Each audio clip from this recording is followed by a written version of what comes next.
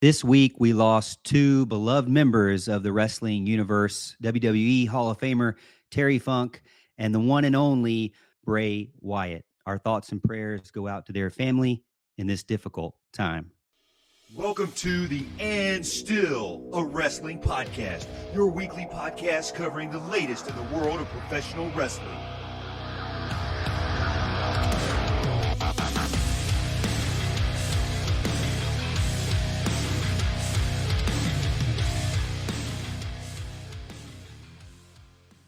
All right, ladies and gentlemen, we are back with And Still a Wrestling Podcast. I'm so excited for you to be back with us. If you've been with us since episode 1, thank you so far. If you're new, we're just a bunch of guys who love wrestling, who are good friends, and some of us work together. Some of us wish we worked together, and some of us wish we didn't have any work at all and we could just watch wrestling and be retired. But that's neither here nor there. What is here or there is a major event that we have to unpack, which was the Wembley Stadium AEW All In event. You know, we did our predictions, and before the pre-show, as I bring on my co-hosts Kevin and Drew, guys, before we did the show tonight, we were talking about our predictions, and we really didn't write down our predictions. So we probably need to think about that as we talk about AEW All Out, and now going into our recap of AEW All In. But before we get into the actual matches, just overall, I think it was over 81,000 fans, right? I think it was what, 81,035. I wonder who that 35 was. Those last little bit over that 81,000. You guys are so special. It was all of Soraya's family. That was pretty obvious. Oh, Soraya's okay, family. okay, yeah. That 35 was Soraya's family, right? So here's the thing. I want to get your thoughts on just the magnitude of that event. I know, guys, 4 or 5 months ago, we were very skeptical that they could fill this place, and it looked like a major event. It looked packed. It had that feel as if it was AEW's, major outdoor event. I don't want to say the W word because I hate that they get compared so much, but it seemed like their big time outdoor event. Kevin, we'll start with you. Would you agree? Did it come through in that way for you? So the place looked amazing. I mean, the place holds a total of 90,000 and it looked 95% filled. I was really impressed with the way that they laid out the staging, the fact that they had 4 jumbotrons for everyone to see. The entryway wasn't too long. We've seen issues in the past with other shows that by the time the participants get to the ring, they're winded. I thought the presentation was excellent. I will save and reserve my feedback for the overall event and the work up to it until we get into results. Drew, what'd you think? I mean, it's like, I'm sorry, I'm gonna make some random WWE comparisons here. Visually, AEW All In looked exactly like what they needed. It was, like I said, an absolutely packed stadium. It's like it delivered on that aspect. The one thing I think WWE has gotten that does better in this situation was that, and this is a minor nitpicking thing. It's just I think WWE mics the crowd a lot better and stuff because it just didn't. It's like it didn't feel like you heard 81,000 people there. You saw they're there. They were all animated with it, but it seems to me like, and I don't know if Kevin, if you picked this up, it's like feel like they've got the ring mic'd better than they do the audience, because I feel like I can hear everything they're saying in the ring as opposed to like hearing the crowd. Yeah, it's interesting you say that. I watched Being the Elite earlier tonight, and they had the Butler cam of the Bucks FTR match, and the ring sounded better on his mic in that video than it did at the event. To your point. Yeah, and I mean it's just a nitpicky thing, but I really think it would have helped with the atmosphere of that. Visually though, it's like they knocked it out of the park. I mean, they needed to do this. It's a big show and they got it. Yeah, I agree. They delivered on the pomp and circumstance. The package was beautiful. For me, I think that it was the intros for me. I think the camera angles, the view, the crowd involvement, all I loved. I know you mentioned the audio. I would have to agree with that. For me, the audio really seemed lacking when they were coming out in their entrances. And maybe it's some of, I haven't really liked how Tony Khan has used mainstream songs that don't really get you a pop when you hear them, like the wrestling songs of old that I grew up with and remember. Like once that track hits, you jump. And some of these songs that are out there, to me, don't do that for me. But I will say, it may not have been that too. It may just have been the way it was mic'd, because I know the crowd seemed to be into it, but I just didn't feel it as the wrestlers were coming down from the entrance to the stage. But overall, again, I think it was a successful event. So the intros that you know and love were produced by WWE. Jim Johnson produced most everything you heard in the WWE in those years, and they own that. That's their property. That's why it was synonymous with those wrestlers. Now, Drew and I watched the pay-per-view together. I know you weren't able to make it. When Seek and Destroy hit, Drew lost his mind because that was Sting's intro back from when he was in TNA. So different how do I put this?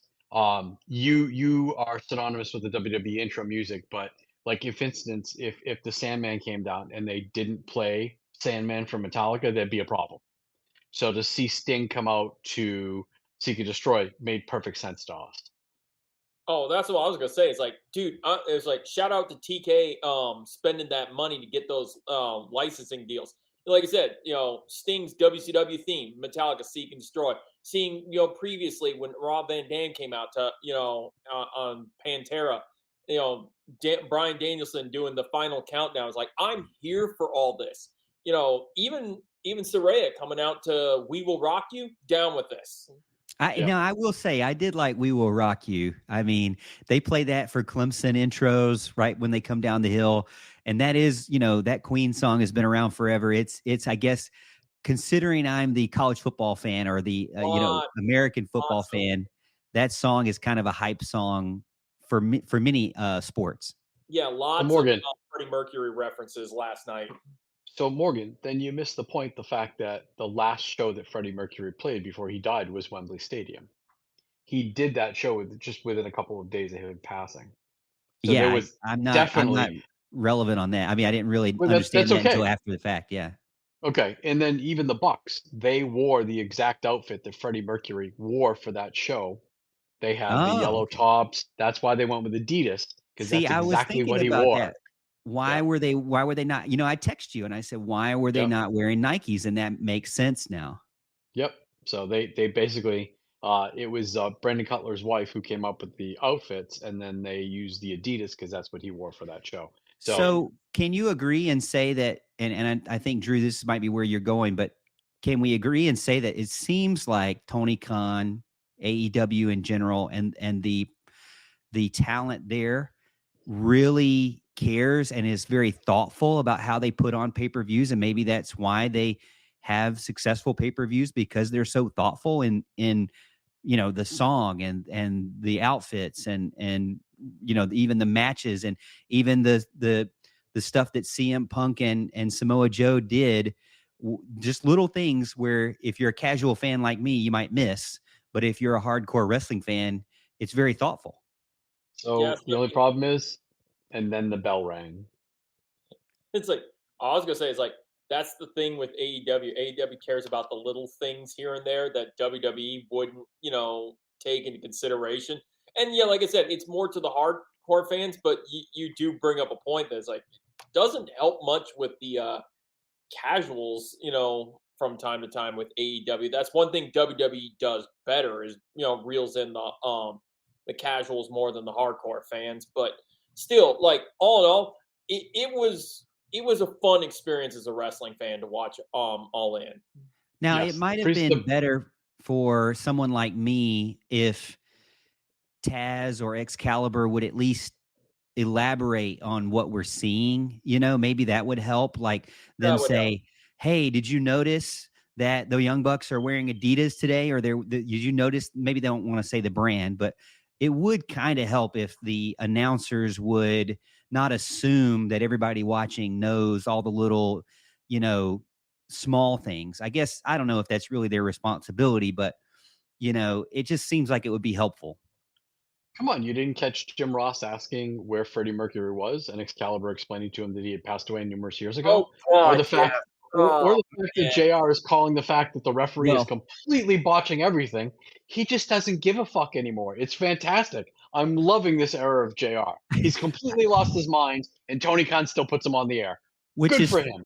which is funny because I did get that, and I thought, ouch, that is terrible that he acts like he doesn't know the guy has passed away. So I didn't know if that was a joke or what. But there's also a joke going around Twitter right now where it's like, JR got all the way um, to the Stadium Stampede match and said, "I'm out of here. I'm not calling this." I will say I would like to have seen Jim call the main event. I think, and again, we'll save this, but I think that the pacing of the show was significantly too fast. They needed to slow it down with some video packages for us to absorb what we just saw.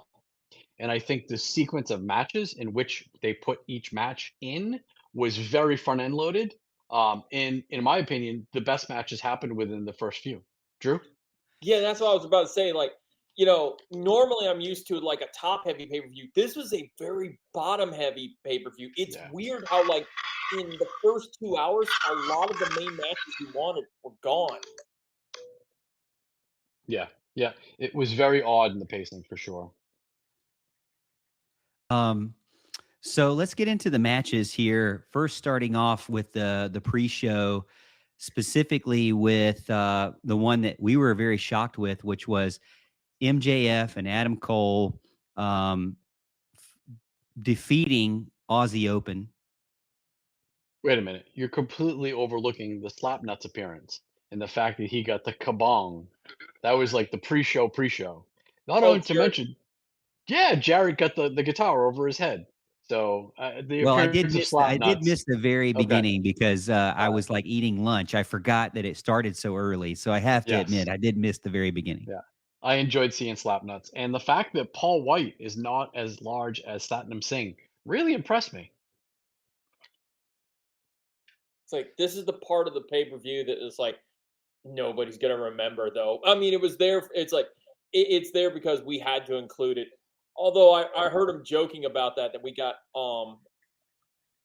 we got all those things with like TK bought all this music and stuff like that. And what's his name? Grotto? Am I saying it right, Kevin? Yeah, Gato. Gato, yeah, like his theme music's like I think they said like he uses Madonna for a primary theme. They said like, yeah, we can get all these themes and leave it to Madonna to be the one that like sticks it to us and says hell no on that. Yeah. I enjoyed some of the pre-show. I really did. That little spat that they had, and then obviously right into the Aussie Open Ring of Honor Championship match. I think I said it last week. The only people who are going to get hurt here are going to be Aussie Open, and I think they did. It was a very short match, which is what it should have been to protect the guys from being hurt later on. Drew? Do you mean that figuratively or literally? Because I mean, like, it hurt, them for like to go over. It's like, or are you referring to the fact that like Adam Cole, literally kicked Kyle Fletcher's head off? Well, he didn't kick his teeth out. He kicked him down his throat. But yeah, Yeah. and again, you're not trying to protect the Aussie Open guys. You're trying to protect your main eventers. So it was a short match. Again, I think that in the long run, it hurt Aussie Open. They didn't hold the belts very long, unless they're going to get a monster push. I didn't think that was the right call, but it happened. So it is what it is. So now we've got the heavyweight champion and the person chasing the heavyweight championship holding belts. But I do like the fact that we're going to see more of this best friends, and they're going to let it build and build and build even longer until they eventually break it up. So He more knows things he's to got come with money that. with this. Yeah, exactly. He does, and I don't think he knew that at first. But after 4 to 6 weeks of doing these vignettes, it's clearly money, and to nip it in the bud right now would just be cutting off that revenue. Yeah. Where are we going here? I feel like we're off the pre-show. We're talking about the best friends. We're Bring jumping us back around around. here. You're the producer. Bring us back around. Long best friends, dude. I got to roll this Make back my in. under. So let's just start with the pre-show. Let's get these two matches out of the way. So we got MJF and Adam Cole defeating Aussie Open, which I don't think any of us actually predicted that they would be the new Ring of Honor World Tag Team Champions. I said that they would win, but they wouldn't get the belt somehow. I said I didn't know what was going to happen. I just did not see them adding more belts to these guys. And if you really think about it, that kind of hinted towards what they were going to do towards the end, I guess. But, to me, what was your overall thoughts? Drew, we'll start with you. With them getting the Ring of Honor, now the Ring of Honor World Tag Team Championship, and it obviously, I don't know how far we want to go into the main event, but it obviously playing a big role at the very, very end of the pay-per-view.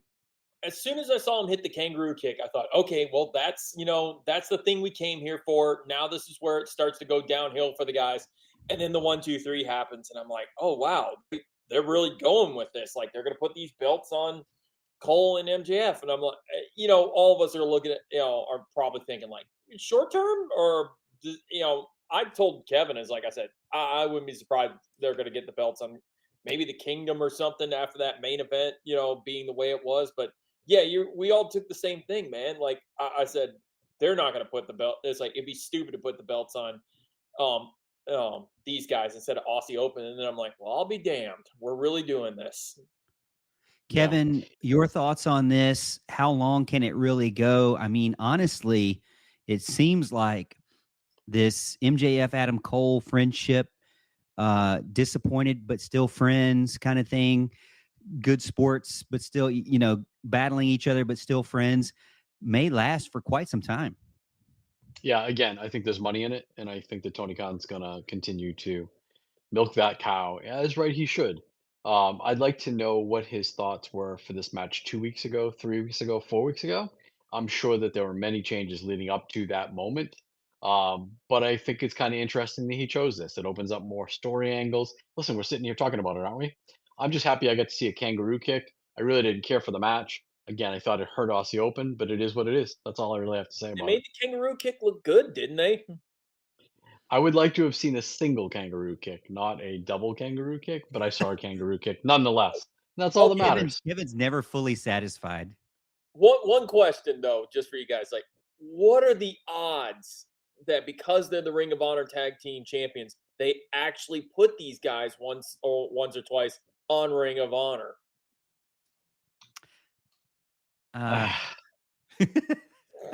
Does anybody watch Ring of Honor? I'm sure there's somebody.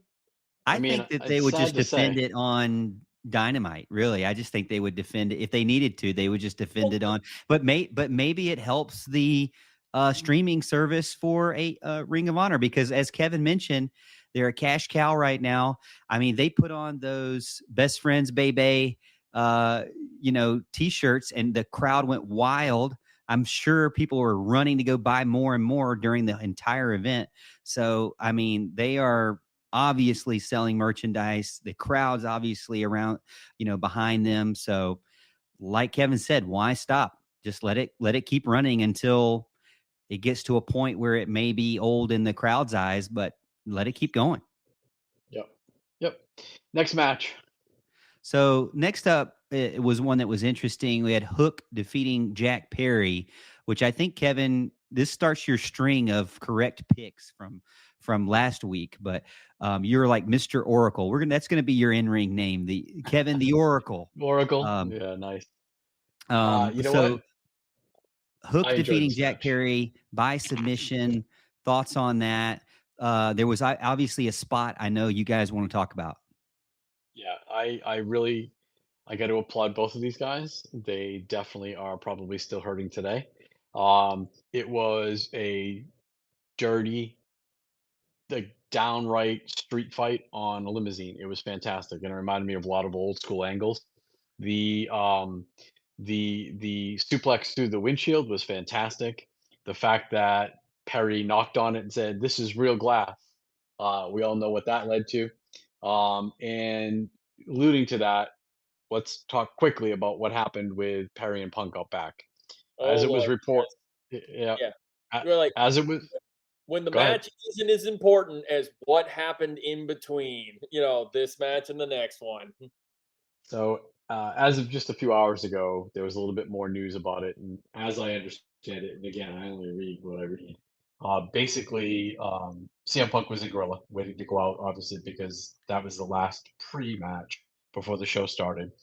As Perry walked through the curtain, he was in the Gorilla area, and he looked at Punk, and Punk said, "Do you have something to say?" Perry basically said, "Why don't you do something?" And CM Punk pushed Perry. Perry pushed Punk, and Punk put him in a chokehold to neutralize the situation.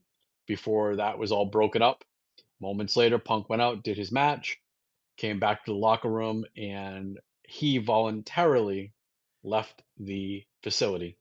At which time he later met up with Talon after the show, but he had left the building. And in the long run, that's probably for the best. Now, I will say that if he really instigated this and it comes out that he started this and not Luke Perry, I don't think we're going to see CM Punk around. You just cannot continue to let that man do whatever the hell he wants. It is setting a very, very bad example. True? I'm so badly want him. As like I said, not Luke Perry, Jack Perry. Remember, Luke Perry's Sorry, dead. sorry. Yep. Christian reminds you every 5 minutes, and that Yes. it's like, no, I'm just like, I looked at this and I was like, can we go one pay-per-view with CM Punk not causing some sort of random incident? It's like, but I don't. The sad part is I want to say that, but at the same time, I'm like, is this really his fault? Because everything we could see as fans is like, it looked to me like Jack Perry's calling him out in the middle of the match. Is that jab at him? Like, oh Lord, it's like Jack Perry's chosen violence today. Is it possible we're being worked? Sure. And it would Oh, make sense to put the absolutely. two, yeah, it would make sense to put the two of them in a program. And I will Hey, tell you that if Jack Perry instigated this and it comes out that he's in the wrong, then shame on him. And you're going to have to look at the same hard decision. You may have to suspend him. You may actually even have to fire him if that's the case. If CM Punk is exonerated this time, then so be it. But unfortunately, the guy is a magnet, and he made himself that magnet. it's like, oh man, it's like in the process. The funny thing about this is, and we've completely forgotten that Hook won the FTW title at this point because it is not the relevant story coming out of this thing. Yeah. And you mentioned Yep. the whole thing, like, are we being worked? It's like, hell, we might be worked. It's like, I thought back on this earlier today. I was sitting there like, man, do you remember when we were, it was like, what was it, a year ago when we're sitting here thinking to ourselves about, like, how reliable is MJF? Because, he just walked down on this pay-per-view, and we did, he tried to possibly, what was it? Was it All Out last year that he may or may not have walked out on or came back Yes. on or whatever? The Yep. thing is like, and now he's like a model employee. So were we worked there? Are we worked here? Is the whole thing with Punk and the Elite work? It's like, who knows? And that's actually an intriguing part of this. Yep, I agree. It's, as you mentioned, it's kind of unfortunate that this whole thing, it was a good match between Perry and Hook, and this whole thing kind of overshadowed it completely. Now we're hearing reports out there as of late Monday night, as this recording, CM Punk reportedly threatening to quit. You got other things about, Proud and Powerful, Santana, Ortiz saying this is who cares what happened. Basically Mike Santana came out and said, who gives a D about who fought who? Stop allowing that to drown out the fact that pro wrestling had one of the most amazing days ever. Grow the F up. Yeah, pretty much. Obviously, Drew, you seem to agree with that. Well, it's one of those things, like, I thought about that too after this whole incident happened. It's like, it's like, I don't know what to think on this thing. It's like, on one hand, it's like, it really makes it look like CM Punk is just an insufferable, like, person to be around and just a magnet for controversy. On the other hand, it also kind of validates the point that CM Punk made, that he said, I work with children, because from, the perspective of what Jack Perry does, it looks like he works with children. Yep. So the match, Let's talk about the match. I think that the outcome was. I think that Tony Khan is pissing on the legacy of Samoa Joe and CM Punk, and I don't understand it. Again, very little build up. It should have been a 20-25 minute match. It was quick, it was clean. I didn't enjoy it. It was good for what it was, man. It's like I thought there's but you're right. Like the last two matches, it's like have done more to that CM Punk and Joe have had with this AEW run. It's just been basically kind of making me feel like this is really good and this has the potential to be really good. But why does it feel like by the time we're done with both matches, like they're unintentionally making me feel like Samoa Joe isn't on the level of CM Punk when he probably should be. Yeah, I mean, again, historically, in Ring of Honor, I think that they had over 10 matches, and in those 10 matches, I believe CM Punk only won one of them. And now here it is 10 plus years later, and CM Punk is just railroading Samoa Joe. Again, you're hurting the Ring of Honor brand. He is the Ring of Honor TV champ. He's fought CM Punk twice, not defending the belt, but lost. I think it's hurting that Wait, Ring of wait, Honor wait. product. Was the Real World's Championship on the line in this match? It was, but the Ring Oh of Honor God, championship was not. that's like the indicator right there. Is like, well, Samoa Joe's not winning this. Shouldn't And I Oh have yeah, believe you belt know on what? the That line at does all. kind of allude to who will win, considering the fact that one belt's not losable. I guess is that I don't know if that's the right Yeah, way of saying it, but not put up for contention, whereas the other one was. yeah. And Neither and belt and should have as been a on the line. casual, I don't know anything about their history, right? I didn't watch any of their previous matches other than the ones at AEW, right? And the first one at AEW we've already talked about was terrible. This one, it it honestly is gotten to the point where I don't really know how good of a wrestler CM Punk really is anymore. I mean, these matches just seem to leave so much more to be desired. And even the same goes for Samoa Joe. And I know, Kevin, you kind of talked about this earlier, but it really hurts them both in the long run, the way that they are fulfilling these matches, because it just is like, okay, this is just, letting the old guys do their thing. And they're so much younger than that. They're not, it's not Sting out there, fighting another guy. I mean, it's they should be able to do much more than they can with these two wrestlers, and they're just not. And it just seems like, again, as you mentioned, Joe keeps getting squashed. I wouldn't necessarily say squashed. I mean, it's somewhat of a fight, but there's no there's no guess to it at all, even from the casual standpoint. CM Punk's going to win. And it kind of gets to the point where you're like, is Tony Khan just a CM Punk fanboy who's just going to let him win everything? Yeah, probably. Yes. It's like Yeah. side note too to what you said. Like you said, I've never. It's like I don't know anything about the matches that they did in Ring of Honor, but these haven't been good. It's like that is literally my advice to anybody listening to this. Go back and watch the ROH matches that these two had. They are leaps and bounds better than what we have seen so far. Because right now, what you're seeing is CM Punk versus Samoa Joe with two guys whose bodies have basically been broken with the amount of wear and tear they have on them right now, and it's really starting to show. You stole my thunder. 2 weeks ago, I gave you homework. I was going to give Morgan homework. Oh, Go yeah. back and watch CM Punk Please versus watch those matches. They're so much better than Samoa I mean, Joe from Ring of Honor. it has to be much better than, say, this year's Sting versus this year's Matt Hardy. I mean, that's the way it kind of comes off, is like just two guys, as you mentioned, Drew, broken. Not no pun intended to calling Matt Hardy broken, but Delete. all right, let's move on to the next one. Bullet Club Gold and Konosuke Takeshita with Don Callis, by the way, and the Guns. That's a mouthful. Defeated the Golden Elite and Hangman Adam Page by pinfall. Drew, we'll start with you. Thoughts on that match? 6-man tag. Obviously, I love Kenny Omega. I love seeing Battle Cry as he comes out. I did feel like that was an intro song I was expecting, and I got it, and I did feel like the crowd popped for that. So what are your thoughts on that overall match? I'm pretty sure if we go back in the the predictions, I got that one wrong, man. I was in there like, they're not gonna let Coda take an L this early in like what his second match with AEW and stuff, and I was like, okay, well, I'm wrong on that one, but again, Kevin, I'll give you props. It's like I wouldn't be surprised if they run this back some way, shape, or form because I'm Well, pretty sure that's what you were saying. yeah, not only did I call this match the way that it went down, but I also called the fact that Kenny was going to fight Kinosuke Takeshita at All Out, and we're getting that match. This to me was very predictable. I thought the match was good. You know, they quote unquote played all the hits. I was disappointed that Don Callis didn't get on the mic because I had said that Don Callis would probably have the loudest boos, but unfortunately he didn't speak. He had on headset.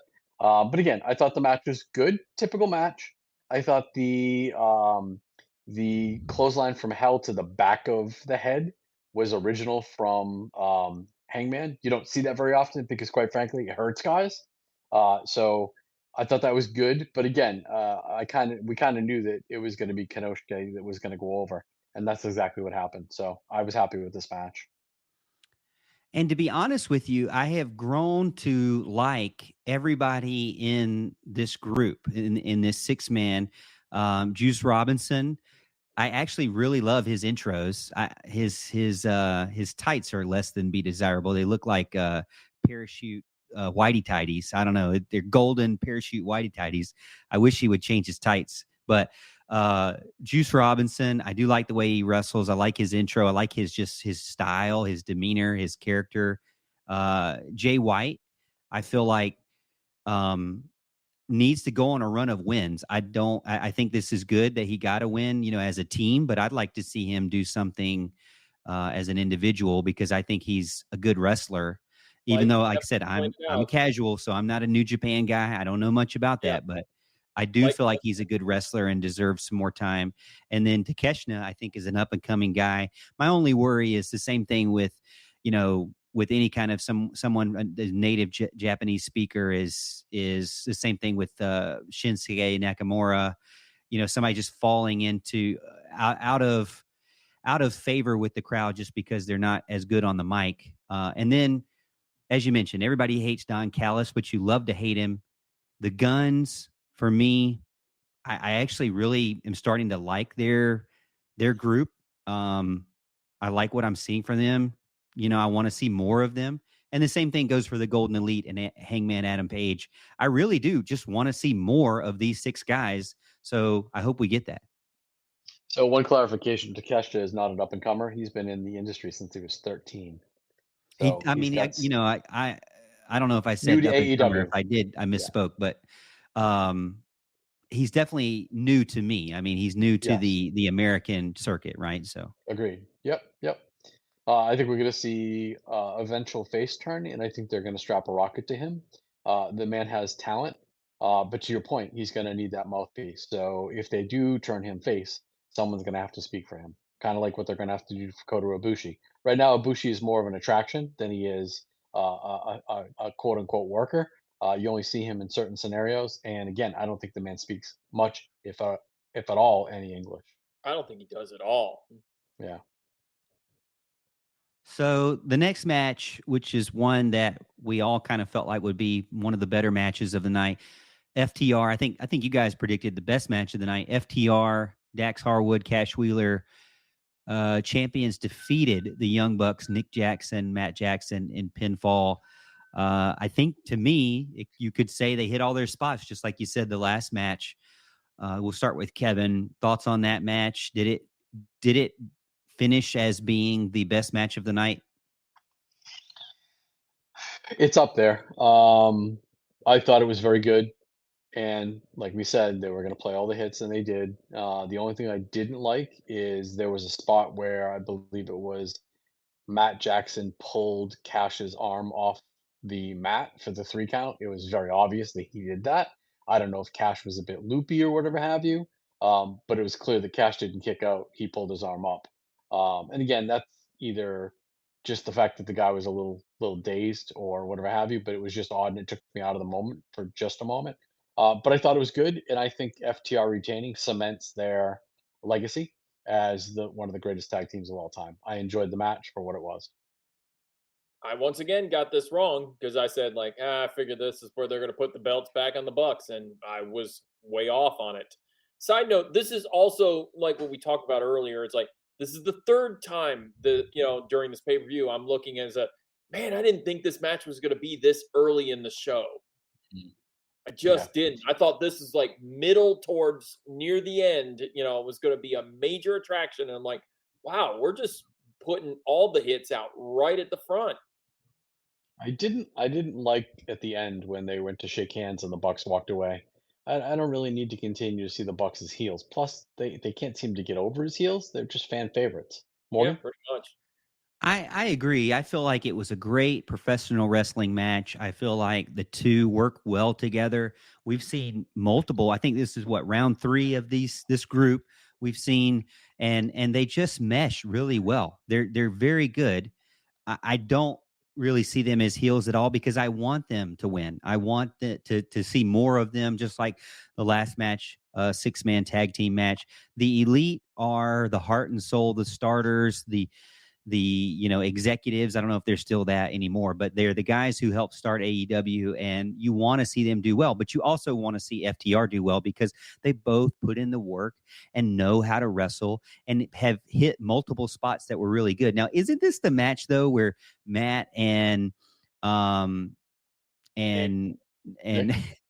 or was it Nick? Was it Nick? And I thought it was Matt, but I can't remember who it was. Where they did the overhead suplex, or I'm going to butcher the name of it, but they Uh, just kind of did the same thing over and over Matt. and over, and then they flipped it and Yeah. did it over and over and over. Well, yeah, FTR did it. Well, that was the start of them doing each other's moves. So I think it was Dax that had Matt and did the triple suplex, and then Matt flipped it over and did the triple suplex, and then they each hit each other's moves, which I thought was interesting. And they actually did them pretty good. So I enjoyed the match. I thought it was well done. I think the timing was perfect. It wasn't too long. It wasn't too short. I enjoyed it. And again, like because they didn't shake hands at the end, I was like, I guess we're gonna run this back again.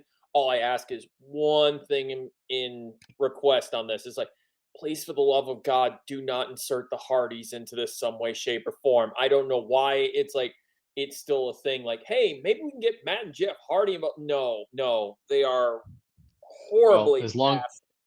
as long They're as it's out of the country, you're not going to get Matt and Jeff involved. Yeah. No, I know. That's what I'm saying. We're in UK. There's no way to get Matt and Jeff involved. But like, as soon as we get back to the States, it's like, let's throw the Hardys in. It's like, no, no, there's nothing. It's like every time I see the Hardys wrestle now, it's horrible to watch. It really is. All right. So now at this point, we're going much slower than the actual match, even though, by the way, Kevin, it was like a 5-hour show. So you're saying you want more video montage and lead up to different matches and some breaks and some bathroom breaks. You're talking about a 7-hour show at that point. I mean, do But you the want problem that? was after this match, I didn't have a minute to talk to Drew about what we just saw. We were setting up for the next match.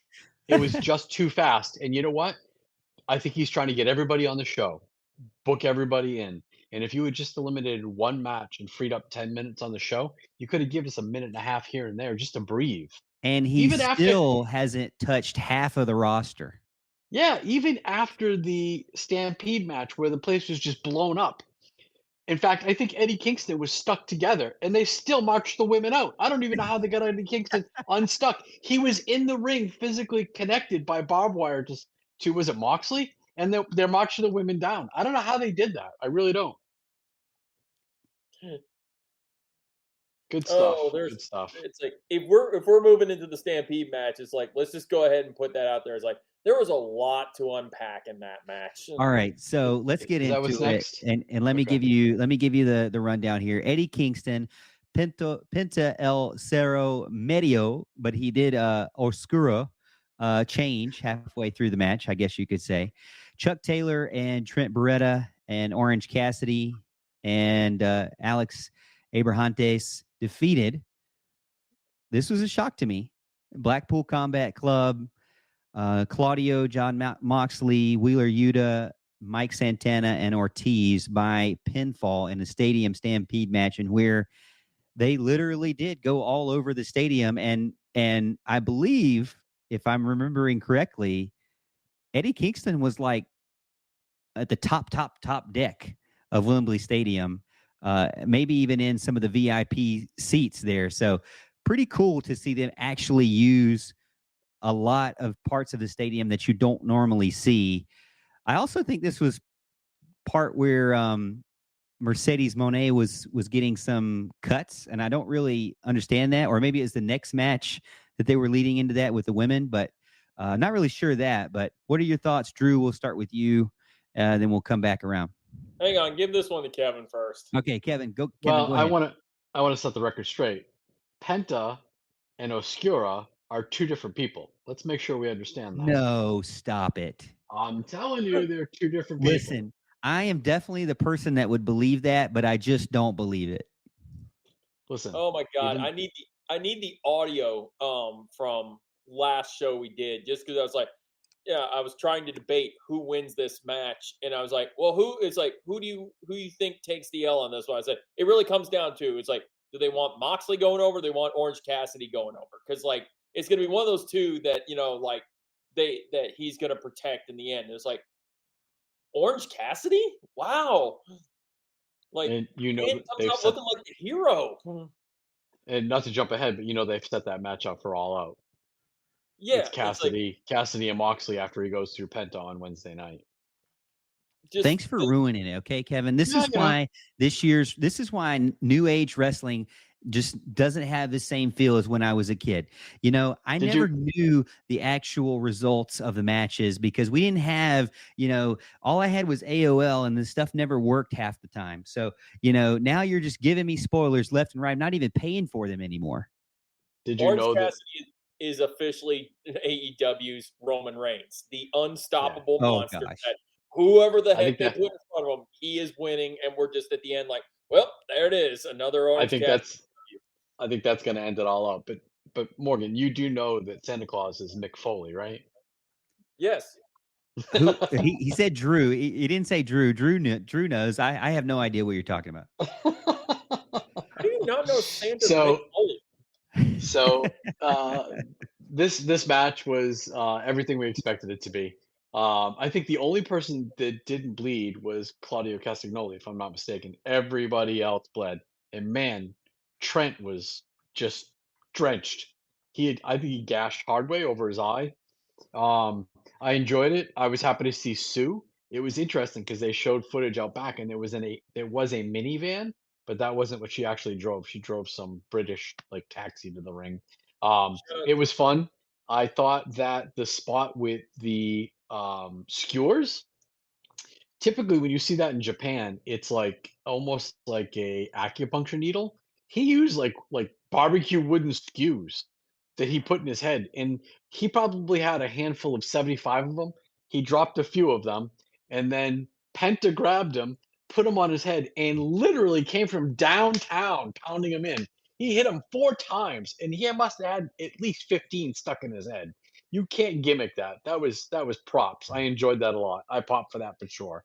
But as far the fact that some of them fell out and it just perfectly stuck on his head like a porcupine. Yep. Yeah, it was good. I thought it was great. Cassidy going over, I have no problem there. Again, we're gonna kind of run it back with Moxley, and we'll get into that. But I think that the belt's gonna change hands at All Out between those two. Drew, what'd you think? This is the match that actually exceeded my expectation. I don't know why. I thought this was going to be the jokey throwaway match, and it actually did more to impress me. And it's like you point out, it's like Sue came out and got an amazing pop for her appearance. I think it's like how they utilize her is surprisingly well. Rolling up there, hitting them with the tray, opens up the thing. It's got, the whole band's just loaded with all sorts of weapons to use and stuff. Shout out, it's like Chuck Taylor busting out the awful waffle on Wheeler Yuta. I love that. And it's like you do not see that move used all that often. And when do you ever see Orange Cassidy get busted open like he did? He bled well. And doing the Bloodsport reference. Nice. I think he was gouged twice. I think somebody hit him first with either a fork or a knife, or not a knife, but a fork or a screwdriver. And then this is not a New Jack match. it was Santana or Ortiz went over there and just got him with another screwdriver. And I was like, wow, that dude. I mean, he's known for his sunglasses and his hairdo and his nice little flip he has with his hair. And it's like, you're just going to destroy his forehead right now and possibly ruin his hairline. I'm like, no. Like, can we take a minute? Like I think Kevin said, it's like, man, it's like they're about to peel Orange Cassidy, literally. Can we take a moment and acknowledge Proud and Powerful and how good they look? Man, those guys have turned themselves around. Yeah, their physical appearance is significantly better than it was a year ago on both of them. Ortiz has dropped a ton of weight. Santana looked great. So right. Yeah, I think those guys are definitely guys that you get behind and you want to see more of. I mean, there's a few guys. I mean, really, to be honest with you, the best friends, they deserved it. As much as they put into this company, especially through COVID. I mean, a lot of their memorable matches were when, as they did the same video package for Sheeta, a lot of their memorable matches were when nobody else could really watch them in person. And now Orange Cassidy is getting used so much in the intro match on Wednesday nights that it did feel good, like, to know, we all have our own employers, right? It felt good to know that your employer acknowledges your hard work and on the biggest stage so far gives you a chance to, orange punch somebody for the pinfall. I like that. Oh, we got to acknowledge here with the best friends, if you're going to talk about, it's like, love the best friend spot where, dazed Wheeler Yuta and they give him the best friends hug like you do, which results in an immediate mugging. Yeah, that was good. There was fists of flying, so to speak. Yeah. Because I remember he started out with that group and Trent never really liked him. And, right. It was always in the hotel or the locker room, just like, get out of here, you idiot, Yep. Which I do feel about that way with Wheeler Yuta. Like, honestly, he's probably one of the few that I would like to see less of, but nothing personal, Yuta. I just don't really prefer to watch you in the ring. All right. So let's go over to the women's match here real quick. Saraya got the belt. Could you say in her hometown? I don't know, home country, maybe you could say that. She defeated Toni Storm. She defeated the champion, Hikaru Shida, and Britt Baker. Actually, she didn't defeat Hikaru Shida, really, because she didn't really pin her. So, Kevin, you started last one, so Drew, we'll go to you. Thoughts on this match and the fact that Saraya got the win? It was a pretty quick match. And again, it was one of those things where next up, let's go. We got 5 hours. We got to get done. It was a kind of a rush, it seemed like. And you knew that the women's match was not going to be able to hold its own. But I think you did predict that this would be the outcome. Hey, you did. It's like it did exactly what it was supposed to do. Where, Kevin said this was his moment that I'm going to go get dessert or go walk the dog. And it was relatively in that amount of time. Which is kind of funny that now we're on the topic. He is actually doing that. He has signed out for a minute. He said that he was going to do that during the women's match. And here he is telling us he'll be right back. So I wonder where he's going. Living the gimmick. That is living the gimmick. Seriously, man, talk about long-term storytelling. Dude, that match, that match was less for the match and more about the intros. Giving Saraya the moment with, she gets to walk out with her whole family to Queen. It looks great. And side note, what they're doing with Toni Storm is great, dude. I am digging the 1950s, starlet kind of gimmick they're doing with Toni Storm. She pulls it off so well. Did you see the intro? I mean, think about back to the intro where she had pictures of herself in this Hollywood-esque tunnel. I dig this. This is good. It's this is a good way to push her. This is honestly probably giving her one of the best, nifty identities, and it's and I'm assuming this is slowly going to pull her away from the outcast, for the most part. But all in all, which it should, because that stable to me is over. I mean, I don't like that stable at all, and Nobody they really cares. didn't really go all in with it anyways. And so let's move on. And like you Yeah. said, Tony Storm now has this newer, I guess, slightly altered outfit that she has going along with her newish character that she's, evolving into. And like, I'm with you, Drew. I dig it completely. Yeah. Now, Kevin, you're back. Last week you told us you were going to take a bathroom break during the women's match. We didn't realize you were talking about during when we were going to be talking about it on tonight's show. So thank you for taking your break and now coming back. So gracing Looking us your with gimmick. your appearance. Once again, Kevin the Oracle is back to tell us what his thoughts were on the women's match. Listen, when you get old, you'll understand. So I believe last week I predicted that Soraya was going to go over and that her family was involved. This match was all set up for her. That's why they hot shotted the belt over to Hikaru Shida. I don't think it hurt Shida. She just transitioned. Everybody knows she's really not quote unquote a champion of the three women. It being Saraya, Britt Baker, and Hikaru Shida.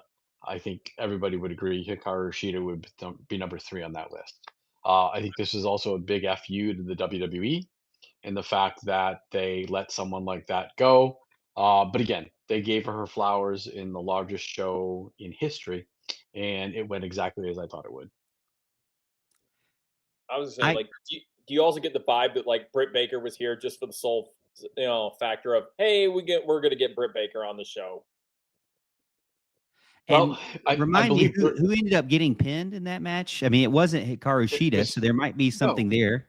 it was Tony Storm. She sprayed Saraya sprayed spray paint, Right. the grease spray paint, and she pinned her, if I'm not mistaken. Right. So do you feel like there's something that could be there for saying, oh, you didn't really pin the champion kind of thing? I mean, I know that's a Nope, typical nope, angle you see. I mean, yeah, nope. but they're not gonna do that. Yeah, it. She does not. She's not championship Yeah. material long term. You don't think so, really? Nope, she's a transitional champ. I really just don't I don't know. Like I like seeing Sheeta wrestle. I mean, I She has no like her personality. character. I like I don't mind seeing her. She has no personality. I, She I has a good grasp on the English language, but it's not perfect English. And I just again, if you put those three women up and you said which one are champs, Right. 1, 2, and 3, it would be Britt and Saraya 1 and 2, and Hickory would be 3 all day long. Did not like Britt Baker's chaps. I didn't like the bottoms of her pants. The chaps. I didn't like it at all. And also, Sheeta had almost the same thing, but with white. So it was like they got a 2-for-1 deal at the Big Lots or something. I did not like that outfit. that really chaps his ass.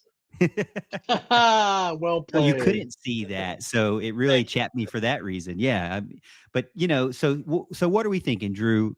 What's next up for Saraya? It's like probably a really short title reign. It's like she is like, whether you want to admit it or not, she's kind of a part timer. It's like, I guess maybe we lean into maybe getting the belt back to Tony Storm or what. It's like, it's like, don't think so. No, nope. I think Britt's going to get it back, but it's going to be convoluted how we get there. It's I think so Saraya will crazy hold how on we to it for a got. month or two, and that's it. It's so crazy how we got to where we are, and like Jade Cargill wasn't on this. I mean, like But Jade's done. She's likely not coming back to the professional wrestling world, and I I'm did okay not with know that. that because they did everything for that woman, and she was not good. So I'm okay with that. So, Dude, where's Thunder so she Rosa? is literally done. Like I didn't know this. I don't think it. All signs point to the fact that she's done. That's crazy. Period. I mean, I agree with you. I think again, I'm the casual fan of the group, so forgive me, if you're listening and you think, why does he know this? But it does seem like they put a lot of effort into her if she's just now just done out of nowhere. I mean, they did write her off pretty quick. But then you talk about there's no Chris Statlander. So do you think Chris Statlander could be involved in the women's championship, Kevin? Nope, she's So all out. yeah, so a couple notes. Jade Cargill is married to a professional baseball player, Brandon Phillips, and Dave Meltzer was quoted as saying she's in a different boat than others on the roster, and at this point, She may not return at all. That was July 29th of this year. Hmm. Okay. As far as Chris Statlander goes, she is defending against Ruby Soho at All Out, and I'll hold my prediction until we get to that point. All right. So next up, we have Will Ospreay with Don Callis defeating Chris Jericho with Sammy Guevara in a pinfall. I felt like it was a great match. I felt like Chris Jericho really helped propel Will Ospreay and did exactly what he needed to do to really make Ospreay shine. And I want to see more of Ospreay now after this. I think it was a great match, in my opinion. And I think he's very strong, even though Kevin's giving me the crazy eye here. I mean, maybe I completely missed the mark on this, but I like this match. I would, like I said, I think Will Ospreay showed his talent, and Chris Jericho didn't hold him back from, because of the age difference there. I'd watch that match again. Can I point out something real quick? This is what we were talking about with the entrances and them, like WWE does better than AEW. First of all, this is, you have Chris Jericho doing the AO thing that Freddie Mercury does. So this is Queen reference number 3 by this point in the night. Second thing, it's like he walked to the ring singing, in the mic, doing Judas, his theme song live and stuff like that. Why do I hear Chris Jericho singing the song better than hearing the audience sing the song? This should have been that moment where they had the crowd mic'd. Just you hear the crowd blaring out, Chris Jericho, so that you get that feel that, like, yes, this is 81,000 people singing this song, because that is way more, more of a spectacle than Chris Jericho just doing his song live. I want to know if we watched the same match, Morgan. You were watching the All In pay-per-view from Wembley, correct? Yes. I thought you were going to Okay. first ding me for skipping the coffin match altogether, which I realized was, before this match. So we'll have to go back to that one. But you didn't like this match at all? I mean, I know you're a hard sell on any king. I mean, I think Will Ospreay looked like $1 million, and it showed that Chris Jericho is a 53-year-old man not able to keep up with somebody that's in their prime. Period. I don't think Was so. Jericho was late on many of the bumps because he was trying to get up when Ospreay was waiting for him to get up. I'll go watch it back, but you can see Ospreay is a finely tuned machine, and Chris Jericho is no longer that.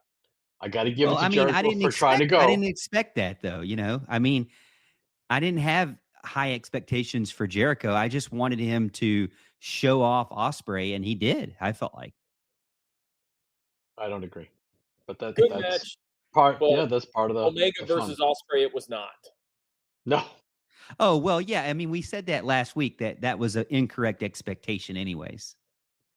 the man has such a repertoire of skill, and he tried to showcase as much as he could with the opponent that he had.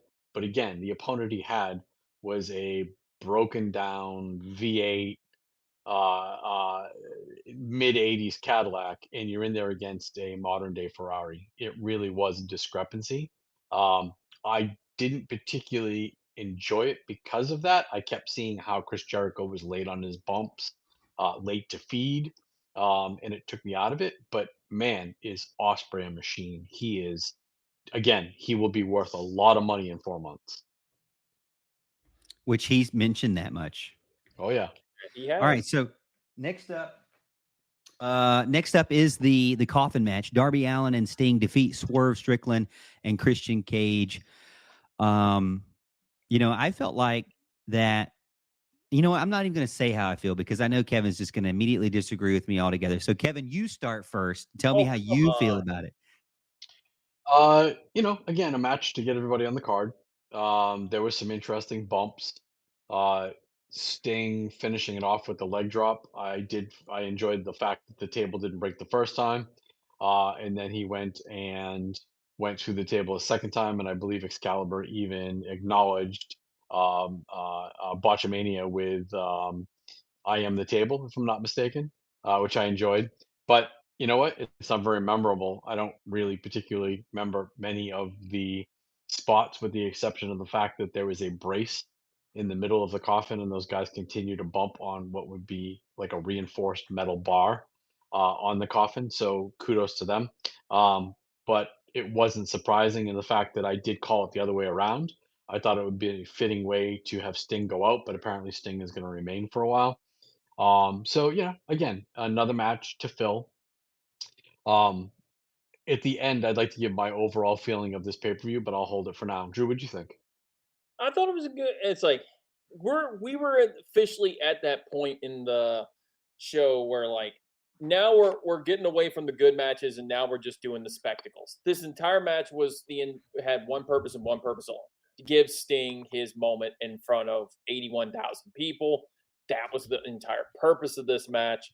Um, it was fun for what it was, but I mean, was it a great, fantastic match? It's all right. I, I enjoyed Darby having his hands taped and being able to do the moves that he was doing. Yeah, that He was took a cool. bump. Yeah, he took a bump where he did a dive to the outside, I believe it was. I can't imagine not putting your hands out in front of you and being able to get through without hitting the ropes. I was impressed. Darby The continues to drop impress me, onto the but coffin was pretty rough. yes, yep. But he's going to be he's going to be Dynamite Kid before he knows it, and we all know what Yep. happened with Dynamite Kid. So That's a way of putting it. yep, yep. So Morgan, what do you think? You know, I mean, I knew that Sting would win it. I like the spot with on top of the coffin, like the death drop. I like putting him. I like the sticking the bat out of the coffin. I thought that was pretty cool, because Sting's always got his bat. I did feel like that Sting was really cool with him diving. At least he didn't bust his face up this time. He was diving into a table. So he dove into the table, but hit more of Swerve, and Swerve wasn't ready to fall into the table. So it didn't bust the table up. And then he had to go back through and did sort of I don't know, a swanton leg drop type thing where he basically just sat on top of Swerve's back and fell into the table. So I mean, I I have a lot of grace for Sting because of all the stuff he's gone through and all the stuff he still puts himself through. He definitely looked a lot better this match than he has in others. So I felt like it was a fitting match for him. And as you mentioned, Kevin, it didn't really seem like there was any signs of him ending anytime soon. So, I'm just going to continue to enjoy the ride with Sting so far. Yep, Um, yep. Next one, and this is the next to last match, but Billy Gunn and the Acclaimed, Anthony Bowens and Max Caster defeat House of Black, Brody King, Malachi Black, and Buddy Matthews with Julia Hart. And they get the trios the AEW World Trios belt.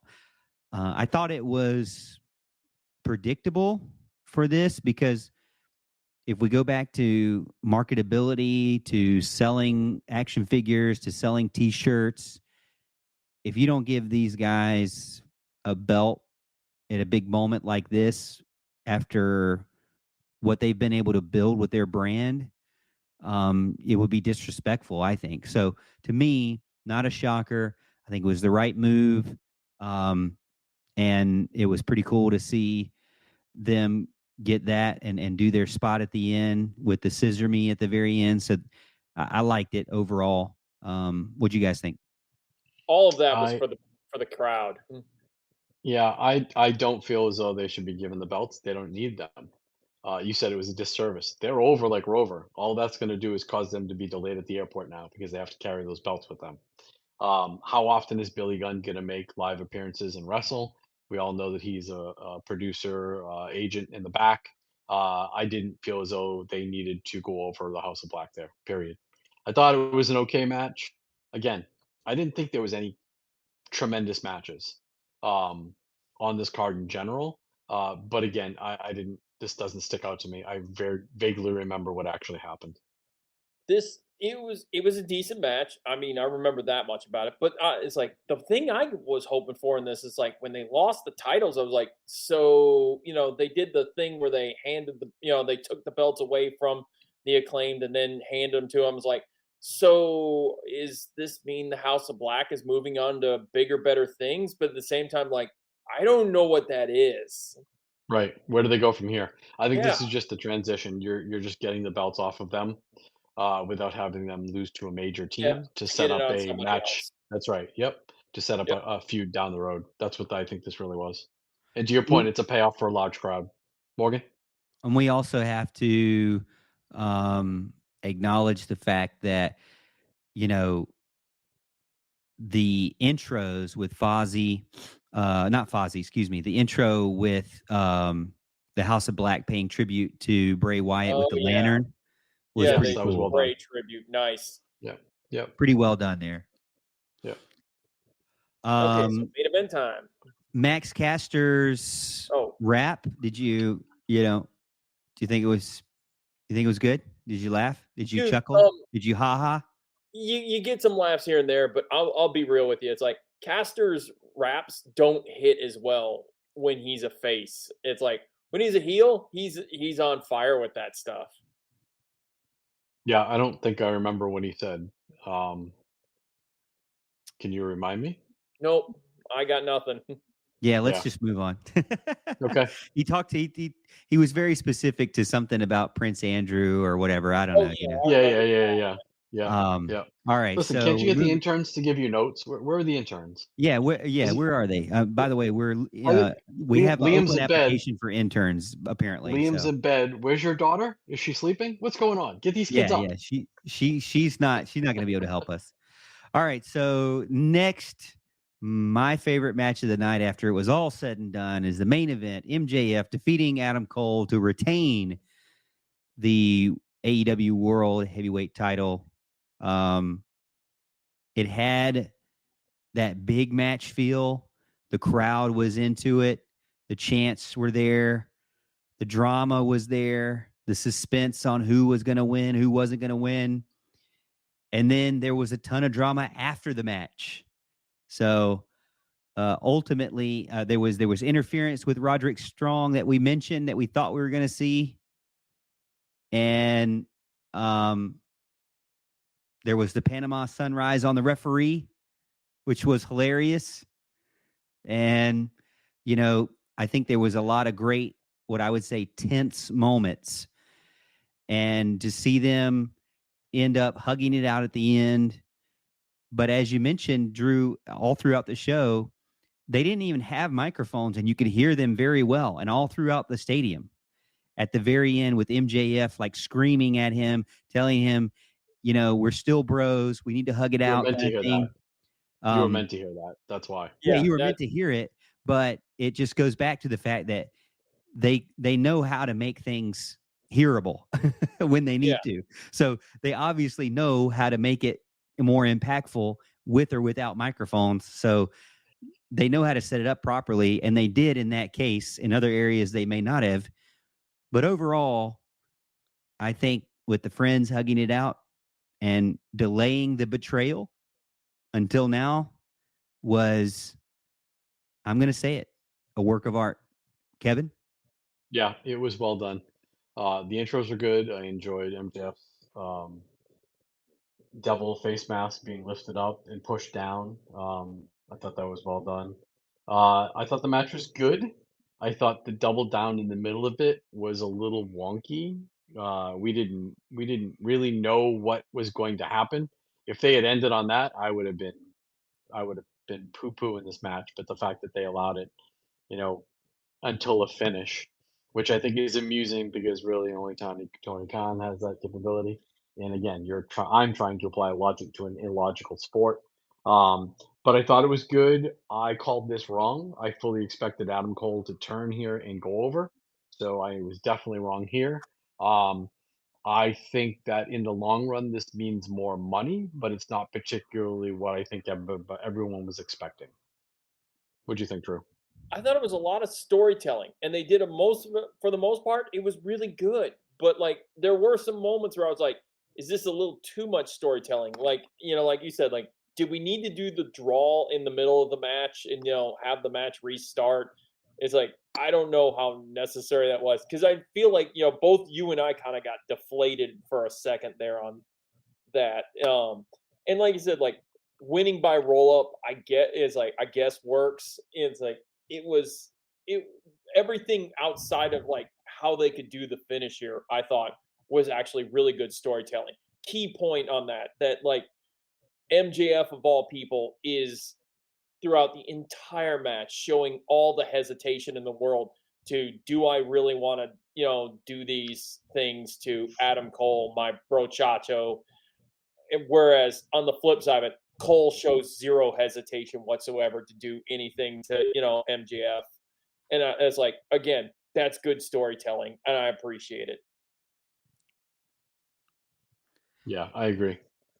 So, we've spent a little over an hour talking about AEW All In and our recap there. I hope you enjoyed it, being a part of this podcast and continue to support us as we keep building it here. Episode 4. I know we're going to wrap it up with some thoughts going into this weekend because, it's weird as you're an AEW fan, you're not shocked by this, but Tony Khan actually has another pay-per-view starting this weekend, and it is AEW All Out. And it's going to be in Chicago, Illinois on September 3rd. So maybe, just maybe, there'll be some Chicago fans, some CM Punk fans there, which, by the way, didn't hear a ton of boos, heard a little bit of boos, but then it kind of stopped, so we'll see. I bet All In and Chicago won't disappoint with cheering on CM Punk.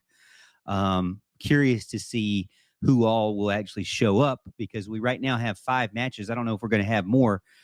But let's go through the card real quick.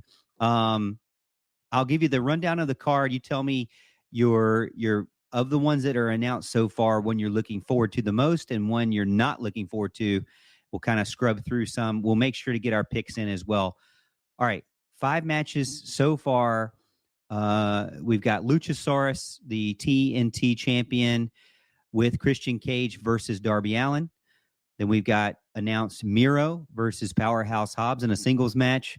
We've got Chris Statlander, the women's TBS champion, versus Ruby Soho, another singles match. Then we have Orange Cassidy, the AEW International champion, or Penta El Cerro Medio versus John Moxley. So I guess they haven't decided that yet. And then Kenny Omega versus Konosuke Takeshita with Don Callis in a singles match. It's funny, 5 straight singles matches there, which you did not see that from AEW All In. So now they're going to a more traditional, I guess, sense of a singles one-on-one match here. Drew, we'll start with you. Of those 5 so far, is there anyone where you're like, wow, I'm ready to see this? And is there anyone where you're like, meh, let's take the bathroom break? Yeah, Omega and Takeshita is going to be a great match. I see absolutely no reason that's not. Which one do you think is the bathroom break? It's like, it'd be easy for me to say Statlander and Ruby Soho would be a bathroom break, but it's like, I question how good Miro and Powerhouse Hobbs is going to be, on that end. And, this brings up a point, like, I hate saying this, but like, I wonder how this week progresses with AEW. It's like with the whole thing that happened with Jack Perry and CM Punk. Now, do you have to ask the question too? Is like, is CM Punk going to be on this show? It's like with all the things that are surrounding that incident or not, or it's like I would assume yes, because I'm like, we do this in Chicago for him. Why would he not be on the show? I guess. I think that this whole month has been poorly planned from Tony Khan's perspective. We were within 3 weeks of All In, and we didn't have any matches announced. And then things just kind of 100 mile an hour against the wall. Let's see what sticks. This, I yeah. think that All In was a good house show.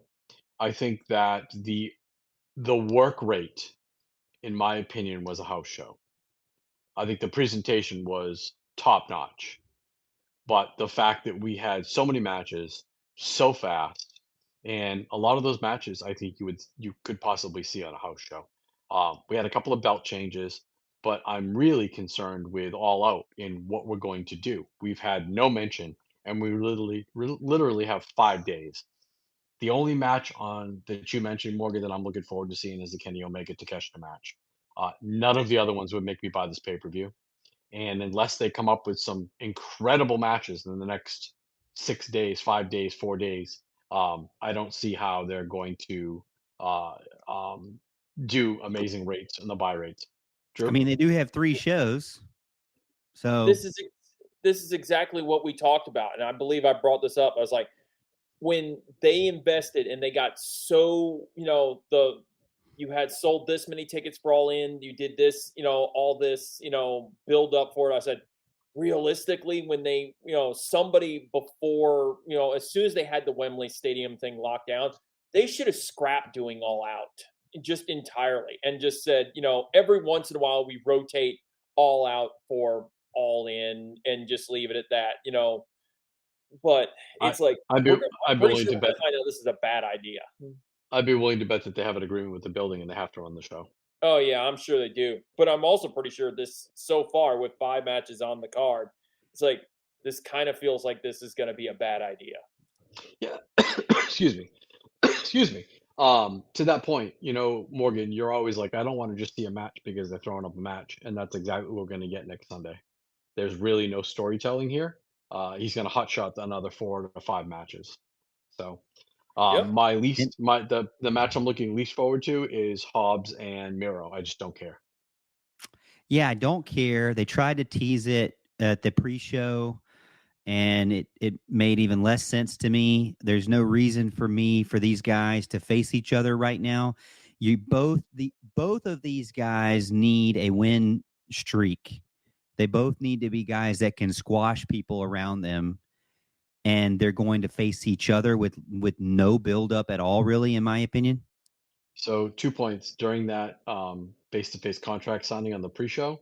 Simon Miller was one of the security guards. I don't know if anybody caught that. And Nope. then the other point is, if I was Miro, I'd be looking to go back to the WWE. He's been very poorly handled here. I want to care about both of these guys. I really do. That's why I'm kind of like, I don't want to see this match, and I don't want to see somebody take an L here because neither of these guys really needs an L right now. Yeah, It's like, neither one of them need an L. Powerhouse Hobbs, when we saw him in person, he may not have the mic skills, but to me, he looks like a physically imposing guy that's putting in the work. I mean, a few years ago, he was kind of a chubby guy, to be honest. I mean, he's a big, chubby guy, and he's actually put in the work to get more fit, obviously eating healthier, and he looks actually like a powerhouse instead of just kind of a hamburger eating cheeseburger guy over here. Now he looks buff and strong, and he has that physical presence in person. So he's a great in-person wrestler as well. Does he have a big, range of moves? I don't know. I don't think so, but it just seems like these two guys paired up is the wrong way to go. Mark Henry has made Powerhouse Hobbs his pet project, and he's worked with him for over a year. And to your point, you can see that improvement. But imagine if these two were a tag team. yes. I would rather see that. Which then you go back into like yet another tag team from AEW. I mean, they have so many tag teams. They are going to have a quadruples tag belt champion and a Cinco tag belt champion and a Siete tag belt champion. That's right. There used to be 5-man tag champs down in Texas. So, so Tony Khan won't be the first, I guess. Yeah. So, all right. So this is some interesting news. I guess we'll end on this one because I think this is kind of fun. From Wrestle Features over on Twitter at Wrestle Features. When CM Punk landed at Heathrow Airport for All In on Saturday morning, no one from AEW was waiting to greet him with a car service to take him to the hotel. Punk texted a number that was given to him by AEW to get a driver, but it bounced. Punk then decided to take a train ticket and find his own way to the hotel, but in the process got lost, and fans had to help him get to the hotel. And by the way, I thought this may be a rumor and not true. No, fellas, there's photo evidence of CM Punk with a fan on the train doing the go to sleep motion. And so it is true. CM Punk basically not given superstar treatment when he arrived in London. What are your thoughts on that? This sounds like exactly what happened to Kota Ibushi. He got to the States, he was in the airport, and no one could find him. Sounds ominously similar. It's like I almost was going to make the joke. It's like CM Punk, man, you getting lost in an era where Google Maps is on everybody's phone. Come on, man, we got GPS for this. Well, he only knows GTS. He doesn't know anything about GPS. Fine. Wow. Yeah, take care of your waitresses. I'll be here all week. Try the roast beef. That's my dad joke of the night. Thank you, everyone. On behalf of myself, Kevin, and Drew, we hope you have a good night. And as always, we will see you next week again here on the And Still a Wrestling Podcast. Peace out.